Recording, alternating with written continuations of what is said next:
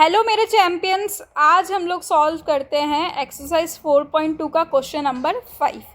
क्या बोल रहा है? The altitude of a right triangle is 7 centimetre less than it's base if the hypotenuse is 13 centimetre, find the other two sides. तो हमें एक right angle triangle दिया है। ओके, मैं यहाँ पे एक राइट एंगल ट्राइंगल आपके लिए ड्रॉ कर लेती हूँ। फिर हमें क्या क्या इन्फॉर्मेशन दी है?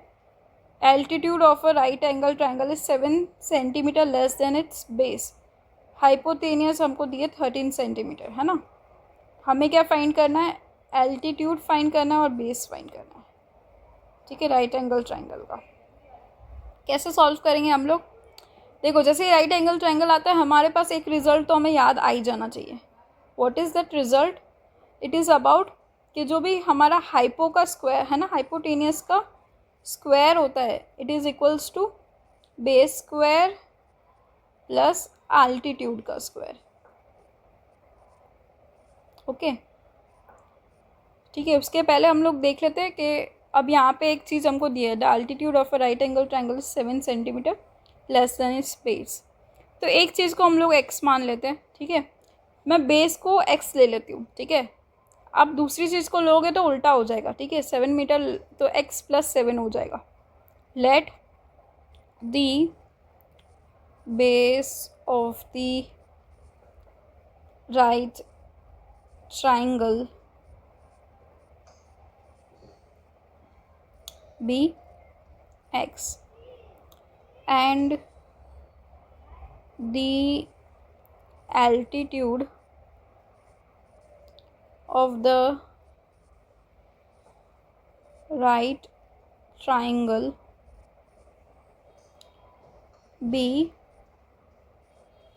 क्या है? देखो, altitude of the right angle triangle is 7 centimetre less than it's base. Base से वो 7 सेंटीमीटर लेस है। ठीक है, तो ये उसका एल्टीट्यूड हो गया। फिर अब हम लोग को क्या बोला है? दी हाइपोटेनियस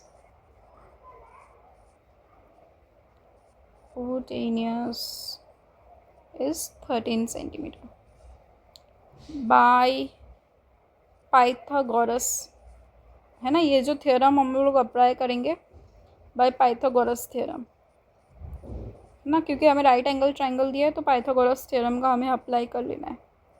ठीक है, क्या हो जाएगा? Hypotenuse square is equals to base square plus altitude square.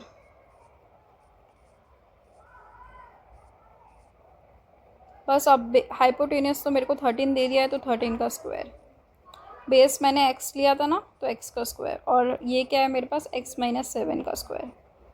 बस एक्स स्क्वायर प्लस यहाँ पे इसको सॉल्व कर लो ना, x minus 7, x square minus 14x और प्लस 49 इज इक्वल्स टू यहाँ पे 169। 13 का स्क्वायर क्या होता है? 169। यहाँ पे मैंने फॉर्मूला लगाया था a माइनस बी का होल स्क्वायर।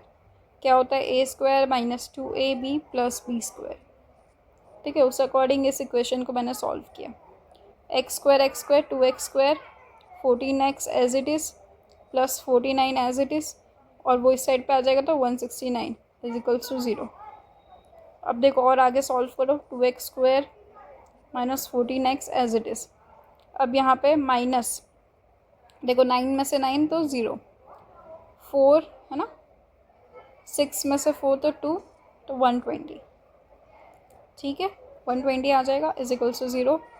क्या लग रहा है? अब यहाँ पे कॉमन आ जाएगा 2। X square minus 7x minus 60 is equals to 0।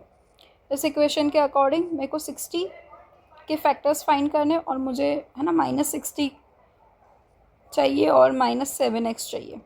तो देखो 6 टेंजा है ना, तो मुझे कहीं से भी क्या 7 नहीं मिलेगा। और क्या कर सकती हूँ 60 के लिए मैं? और क्या फैक्टर्स हो सकते हैं इसके? 12 5 60 होता है, राइट। तो आराम से मैं है ना 12 माइनस 5 कर लूँ तो आराम से 7 आ जाएगा। तो x square minus 12x plus 5x minus 60 is equals to 0।